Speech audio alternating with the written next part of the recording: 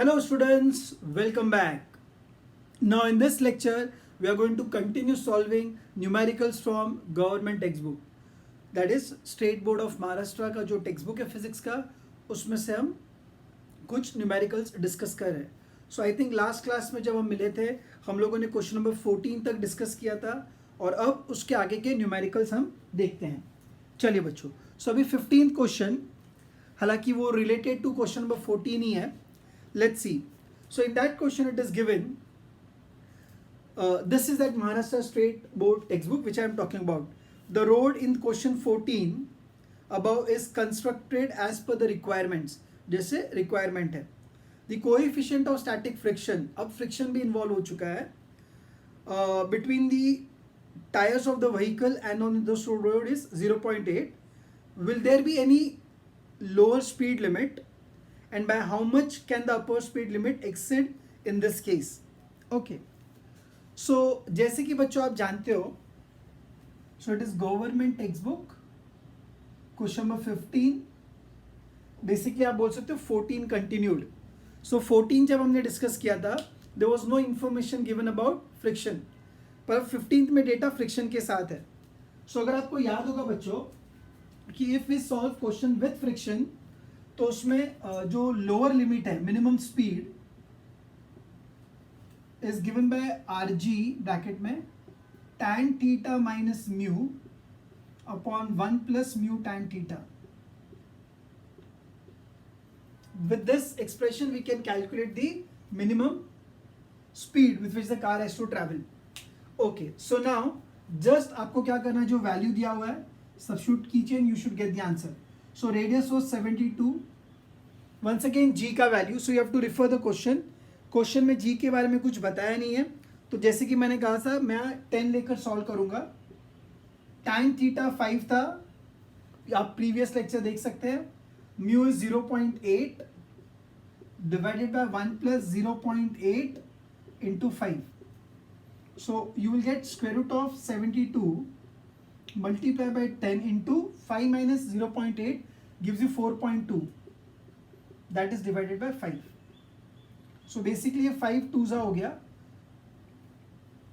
समझ में आ रहा है बच्चों? So ultimately आपका जो आंसर रहेगा वो square root of this will be 2. So 144 into 4.2. इसका आपको स्क्वायर रूट निकालना है. So when you find that square root, you will get the lower limit. So for calculation I guess आप खुद मैनेज कर लेंगे कैलकुलेशन. इसके बाद अगर आप लॉग टेबल से सॉल्व करेंगे you will get the answer. So 144 into 4.2 का कुछ वैल्यू आएगा. ऑफकोर्स वो आपको किस में मिलने वाला है, मीटर पर सेकेंड में. And then you have to convert that value of metre पर second into kilometre per hour. नहीं किया तो भी चलेगा. So earlier the optimum speed जो उनको चाहिए दैट वॉज 60 मीटर पर सेकेंड, 216 किलोमीटर पर आवर. इसका रफ कैलकुलेशन करेंगे तो 144 यानी ये 12 होगा, और 4.2 को रफली अगर मैं 2 भी लेता हूं, सो आई गेट 12 इंटू 2 यानी 24 मीटर पर सेकेंड. सो ऑप्टिमम कितना है 60, कम से कम कितना होना चाहिए, रफली आई एम सेइंग 24 मीटर पर सेकेंड. समझा? एक बार फिर से 144 का स्क्वायर रूट 12 और 4.2 को अगर मैं रफली सिर्फ 4 लेकर सॉल्व करता हूं, सो 4 का square root will get 2 and 144 का square root will get 12. 12 2 24 is the minimum speed.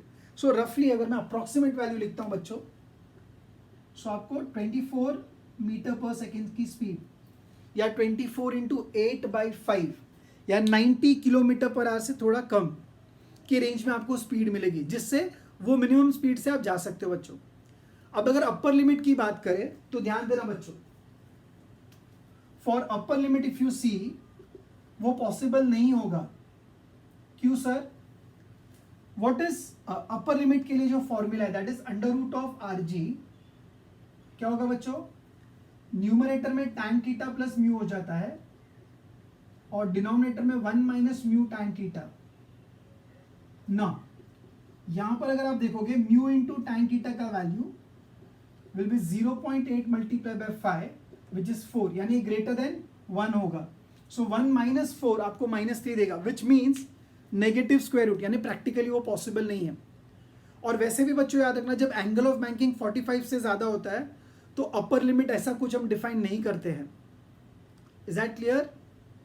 जब एंगल ऑफ बैंकिंग 45 से ज्यादा होगा, सो म्यू tan थीटा की वैल्यू 1 से ज्यादा होगी, जो प्रैक्टिकली पॉसिबल नहीं है। 1 माइनस अगर आप करोगे नेगेटिव में आएगा। सो रिमेंबर स्टूडेंट, एक ट्रिक आप याद रख सकते हो कि जब एंगल ऑफ बैंकिंग 45 से ज्यादा, अपना आया था 78 degrees and 42 minutes which is greater than 45। So ये मैंने आपको मैथमेटिकली समझाया। So if you write it, अगर आप यहाँ पर 4 लिखोगे, so 1 minus 4 negative complex root आएगा, not possible. So you will say that higher limit possible नहीं है, no such upper limit on speed.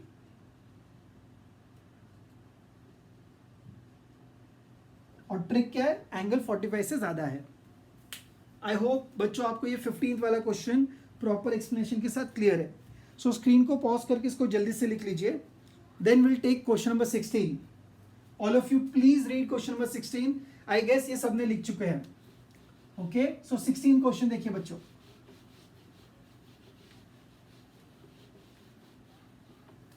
Okay, question number 16 देखिए क्या लिखा है 16 क्वेश्चन में। ड्यूरिंग अ स्टंट, किसी स्टंट के दौरान cyclist consider to be a particle, cyclist को आपने पार्टिकल माना है, is undertaking horizontal circles inside a cylindrical well. Yes, well of death, मौत का कुआं, जिसका रेडियस 6.05 दे रखा है। If the necessary friction coefficient is 0.5, mu दे रखा है।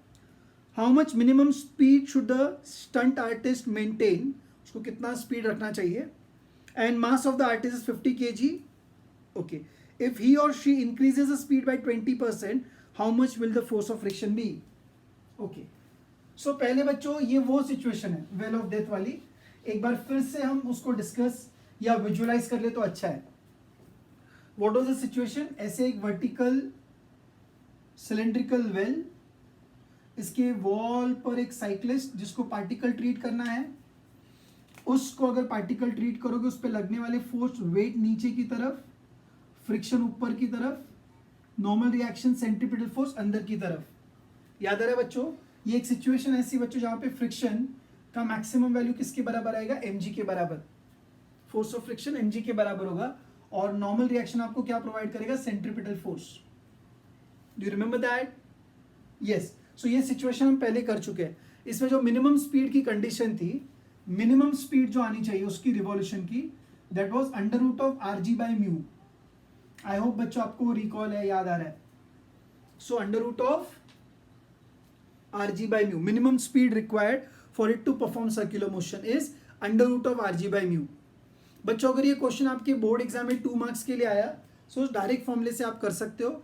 उससे ज़्यादा अगर आया तो आप ये इक्वेट करके जो डेरिवेशन है फिर से एक बार करके बताएंगे आप। Okay, so minimum speed is under root of rg by mu.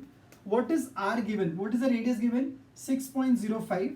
g का वैल्यू अगर हम 10 लेते हैं, mu is given to be 0.5। Let me just check once again. हाँ, फ्रिक्शन कोएफिशिएंट इज 0.5। सो 0.5 ने डिवाइड बाय हाफ, ऊपर जाके double हो जाएगा वो। सो आपको मिलेगा कितना? 12.1 इंटू 10, यानी स्क्वायर रूट ऑफ 121, यानी 11 मीटर पर सेकेंड। यानी कम से कम उसका स्पीड होना चाहिए 11 मीटर पर सेकेंड। बच्चों मैं फिर से एक बार बोलूंगा, जी का वैल्यू 9.8 लेंगे या 10 लेंगे, वो आपका क्वेश्चन डिसाइड करेगा। ठीक है बच्चों, फिलहाल मैं सारी वैल्यू 10 लेकर सॉल्व कर रहा हूं। अगर बोर्ड एग्जाम में जी का वैल्यू 9.8 लेना है, so you have to consider 9.8 and solve. I am taking 10 because my calculations becomes little easy. अच्छा, ये तो हो गई मिनिमम स्पीड कितनी चाहिए। अब उन्होंने बोला कि अगर इस स्पीड को वो 20% से इंक्रीज कर दे तो how much will be the force of friction. अब इस क्वेश्चन का सेंस क्या है यहाँ पर बच्चों फ्रिक्शन, अगर इसकी स्पीड ज्यादा भी हो जाए, कम से कम 11 चाहिए, अगर वो इससे 20% ज्यादा करेगा तो भी जो वेट होगा वो फ्रिक्शन के बराबर होना चाहिए। लॉजिक क्या था यहाँ पर? स्पीड बढ़ेगा तो सेंट्रीपिटल फोर्स बढ़ेगा, तो नॉर्मल रिएक्शन बढ़ेगा, तो फ्रिक्शन बढ़ सकता है। ऐसा कुछ दिमाग में मत लाना। यहां पर बच्चों सिंपली फ्रिक्शन किसके बराबर है? वेट के बराबर है। सो जो फ्रिक्शन की वैल्यू होगी वो फोर्स ऑफ फ्रिक्शन की वैल्यू mg के बराबर होगी। Mass of the object is given to be 50 kilogram and g again I am going to take as 10, So I get 500 Newton. That is your friction का maximum value या friction की value इतनी होगी. बहुत आसान था बच्चों. सिर्फ यहाँ पर ऐसे लगता है स्पीड बढ़ेगा तो नॉर्मल रिएक्शन बढ़ेगा तो फ्रिक्शन का वैल्यू बढ़ना चाहिए. बट बच्चों इस केस में फ्रिक्शन वेट के बराबर है. ठीक है, तो वेट कितना है 500, तो फ्रिक्शन भी 500 ही रहेगा. सेकेंड पार्ट ट्रिकी था, उसको आप मार्क करके रखिए. चलो कॉपी करो. Then question number 17. All of you read question number 17.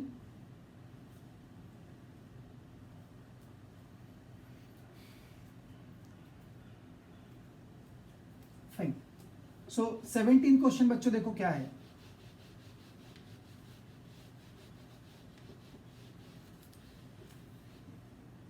सी यही सारे क्वेश्चन बच्चों न्यूमेरिकल्स के फॉर्म में भी, सॉरी एमसीक्यू के फॉर्म में भी पूछे जा सकते हैं. इसलिए पूरा concept of the questions clear होना चाहिए. A pendulum consisting of a massless string of length 20 centimeter. So now there is a pendulum having length 20 centimeter, has a tiny bob of mass 100 grams set to it. So उसके साथ एक Bob है and it is conical pendulum. वो conical pendulum का motion कर रहा है. If the bob now performs 75 RPM, उसका frequency of revolution भी दिया गया है. Calculate the kinetic energy and increase in the gravitational potential energy of the bob. Okay. So let us read this question once again. वो क्या कह रहे हैं? A pendulum consisting of a massless string of length 20 centimeter, tiny bob of mass 100 gram, set up as conical pendulum. It bob performs 75 RPM. Frequency is given. Calculate the kinetic energy and increase in the gravitational potential energy. इसका मतलब क्या हुआ देखो. Please understand this. सो बच्चों अब जो Bob है, ठीक है, that is performing,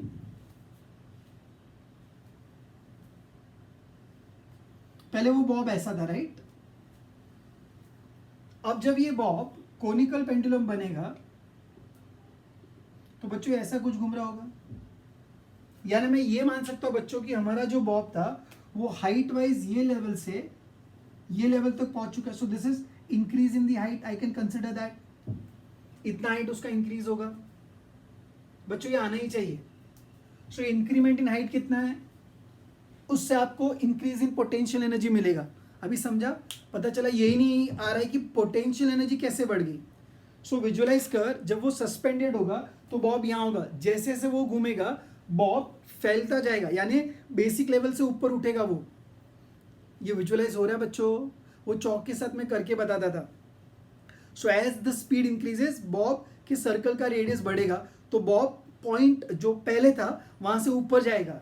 and you can make out in the diagram also. तो यहां से बॉब इस लेवल तक ऊपर पहुंच चुका है. सो इतना उसका हाइट का इंक्रीमेंट है. समझा? Very nice. ओके, बहुत अच्छी बात है.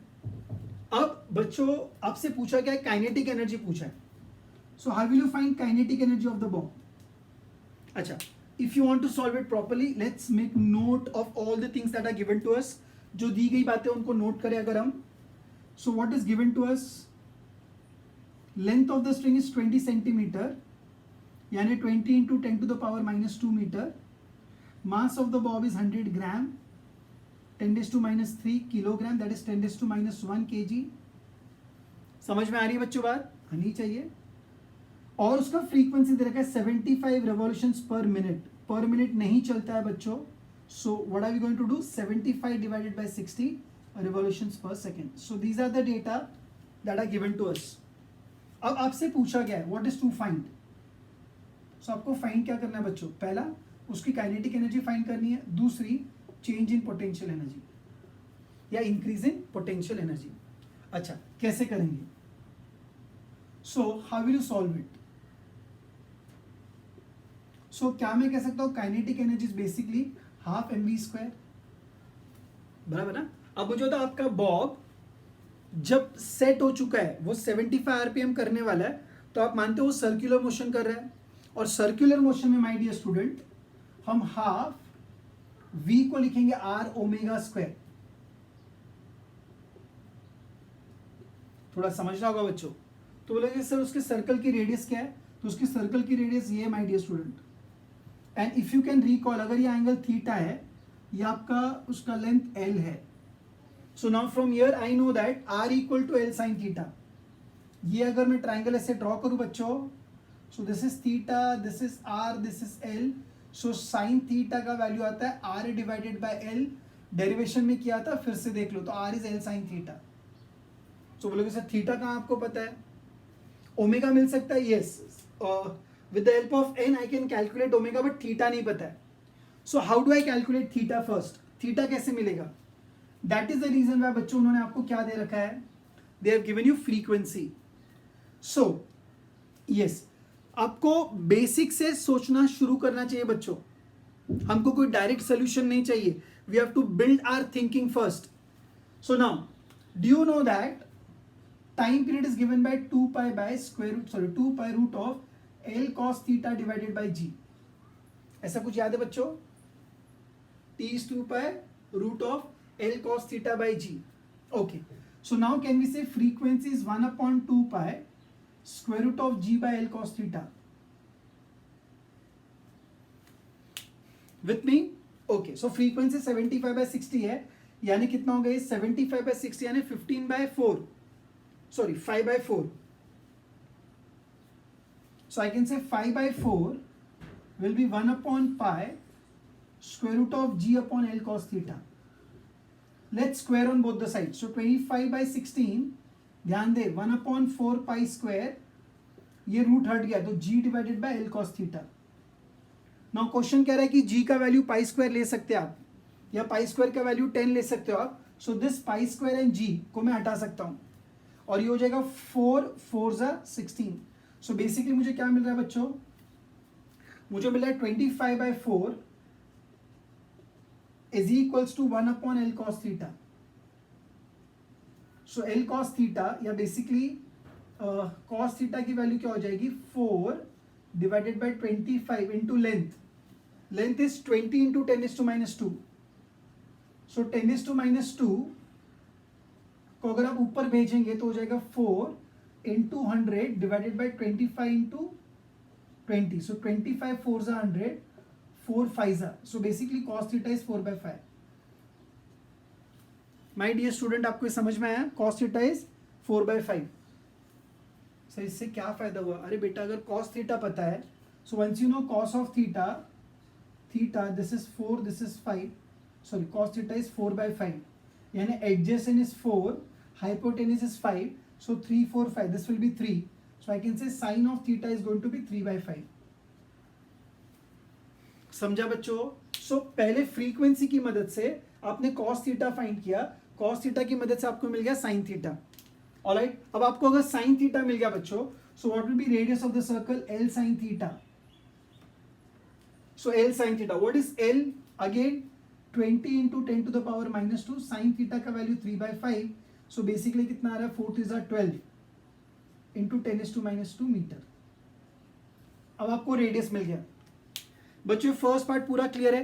पहले पार्ट में कुछ हमारे हाथ नहीं लगा सिवाय किसके, थीटा के, so that I can calculate radius. And now I can find the kinetic energy.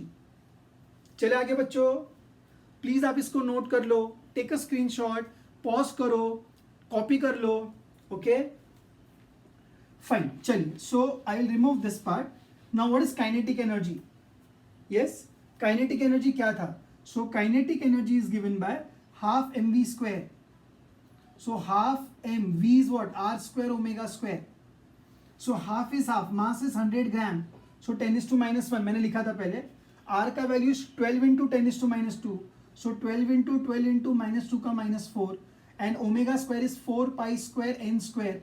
n का वैल्यू 5/4 है, उसका square 25/16.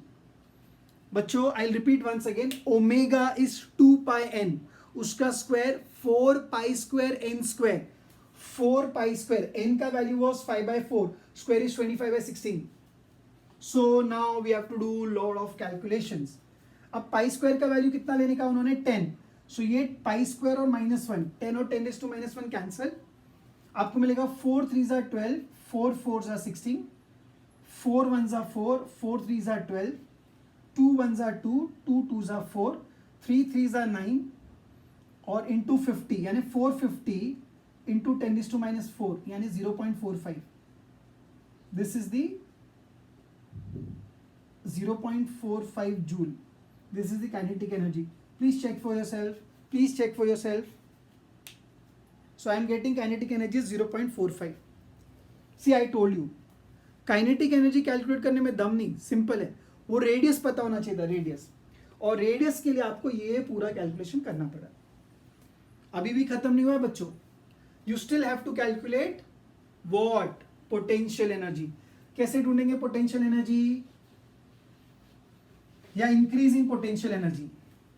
So change in potential energy, let me use a different colour. Change in potential energy will be potential energy 2 minus potential energy 1. help me out. Initially Bob यहां पर है तो उसका initial potential energy 0 लिखा मैंने. अच्छा, बाद में कितनी होगी उसकी पोटेंशियल एनर्जी? mgh. अब हाइट, ये वाली हाइट कितनी होगी बच्चों? हेल्प करनी पड़ेगी आपको. मुझे बताओ ये टोटल डिस्टेंस कितना है, सोच के बोल. यहां से लेकर यहां तक का डिस्टेंस. सो तो स्ट्रिंग की लेंथ है. Very good. कोई बता सकता है ये डिस्टेंस कितना है? सोच, अगर ये वाले ट्राइंगल में दिस साइड इज एल, सो जो जिसके साथ थीटा उसके साथ एल कॉस थीटा आएगा. तो जो रिमेनिंग डिस्टेंस होगा वो कितना होगा? टोटल एल है, उसमें से एल कॉस थीटा सब्ट्रैक्ट कर. So h will be equal to l minus l cos theta. Sir कुछ नहीं समझा, वापस दे. ओके, यहां से यहां तक का distance, total length of the string was at l. Thumbs up. फिर जब वो घूमने लगा तो ये स्ट्रिंग ऐसी हो गई, ऐसी. सो ये वाले ट्राइंगल में if this angle is theta, the adjacent side is L cos theta. So अब ये distance L cos theta है. टोटल अगर L है तो बचा हुआ क्या होगा? L minus L cos theta. So mgh, h is L minus L cos theta. I can take L common. I got this. So mgl 1 minus cos theta. Very nice. So ये mass 10⁻⁻1. g को मैंने 10 लिखा. L का value was, how much was the length? 20 centimeter. So 20 into 10⁻². 1 minus cos theta. Cos theta was 4/5. चल, तो 10 और 10⁻1 चला गया. आपको 1 minus 4/5 यानी कि 1/5. सो आपको मिलेगा 4 into 10⁻² और 0.04 जूल. So see dear students, calculation wise question में कोई दम नहीं है, बट थिंकिंग एब्सोल्युटली क्लियर करके छोड़ता है वो. Kinetic energy was half mv². So simple. पर v को r ओमेगा लिखेगा तो r नहीं पता है, इसलिए फ्रीक्वेंसी की मदद से r कैलकुलेट कर यूजिंग टाइम पीरियड का formula. Then calculating kinetic energy is easy. Potential energy mgh. Final minus initial मैंने ढूंढा. इनिशियल पॉइंट को मैंने रेफरेंस लेगा. घूमते घूमते हाइट रेज हो गई, वो h तक आया. h कैसे ढूंढा? तो टोटल डिस्टेंस l, ये वाला distance l cos theta. So this raise will be L minus L cos theta. Bracket में L common 1 minus cos theta. Please go through it. In fact I would request पूरा वापस से एक बार खुद के लिए सॉल्व करना. जल्दी से कॉपी करो. Then I will do the last question, question number 18. आखिरी सवाल टेक्स्ट बुक का. 18th क्वेश्चन बच्चों. Okay, so now please start reading question number 18 for yourself. आप अपने लिए 18th क्वेश्चन रीड करना शुरू कर दीजिए.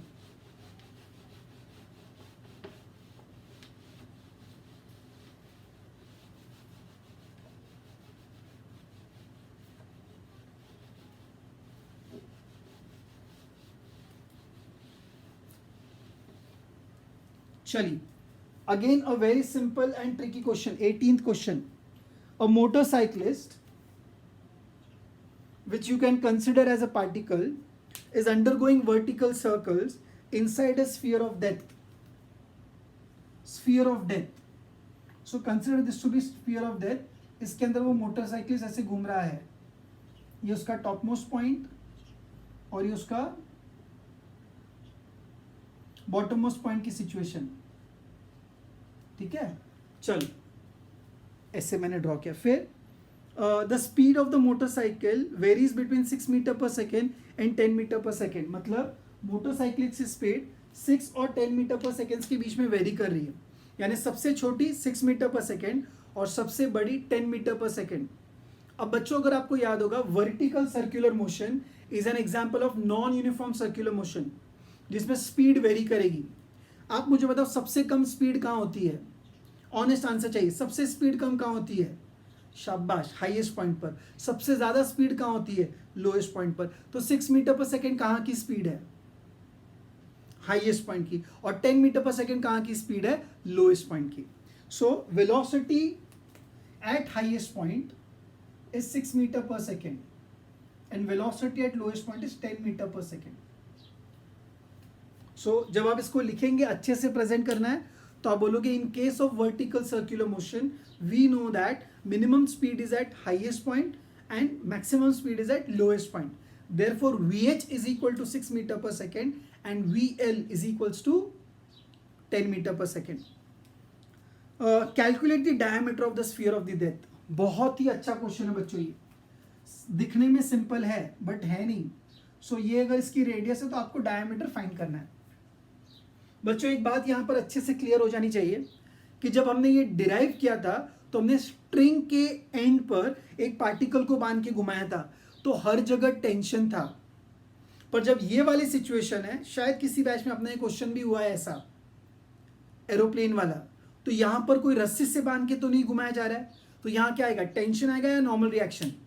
Normal reaction. Very nice. Okay, so if you से एट हाईएस्ट पॉइंट पर अगर आप देखोगे तो वेट नीचे लग रहा है, कॉन्टैक्ट अंदर की तरफ, तो नॉर्मल रिएक्शन भी नीचे, both are in the same direction, तो मिलके सेंट्रीपिटल फोर्स देंगे. सो आप क्या लिखोगे? Centripetal force. देखो मैं वापस से डिराइव कर रहा हूं, हालांकि उसकी जरूरत नहीं है. याद आ रहा है कुछ? तो यहां से आपको नॉर्मल रिएक्शन की वैल्यू क्या आएगी? चलो याद आ गया तो अच्छी बात है. सो नॉर्मल रिएक्शन की वैल्यू क्या आएगी बच्चों? Normal reaction at the highest point will be, okay, so normal reaction at the highest point is going to be, see the video got disconnected in between. So normal reaction at the highest point was VL square by R minus mg, and normal reaction at the lowest point is VH square by R plus mg. Correct? ये formula था. Okay, अब बच्चों आपसे बोला गया what is the diameter of the sphere. बच्चों now try to recall, अगर आपको ये याद है, जो कि याद होना चाहिए बच्चों, वेलोसिटी एट लोएस्ट पॉइंट का square is velocity at highest point का square plus 4rg. I hope आपको ये याद है. So it is velocity at lowest point का स्क्वायर, 10 का square will be equal to 6 का square plus 4r into G. G को अगर 10 मान लीजिए, so 100 is equal to 36 plus 4 into r into 10. So 64 will be equal to 4r into 10. So thus can we say, my dear student, that r will be equal to 64 divided by 40. ये 16 है. So you are going to get radius as 1.6 meter. So if the radius is 1.6, diameter is twice of that. So you are going to get 3.2. So diameter is 3.2 meter. ये clear है बच्चों? So once you know diameter, आपको radius पता है. अब उन्होंने क्या पूछा है दूसरा part, how much minimum values are possible for these two speed. वो 6 मीटर पर सेकेंड से तो जा रहा है और 10 से भी जा रहा है, मिनिमम स्पीड पूछा है. नाउ ट्राई टू रिकॉल बच्चों, minimum speed meaning to just complete the circle. Yes, याद आ गया. Very nice. To just complete the circle. बच्चों, to just complete the circle, what is the minimum velocity at the highest point? So very good, बहुत अच्छे, is under root of rg. So what was the radius? 1.6 into G का value 10, so square root of 16 यानी 4 metre पर second. Similarly बच्चों, what will be the minimum speed at the lowest point? Yes, it is square root of 5rg.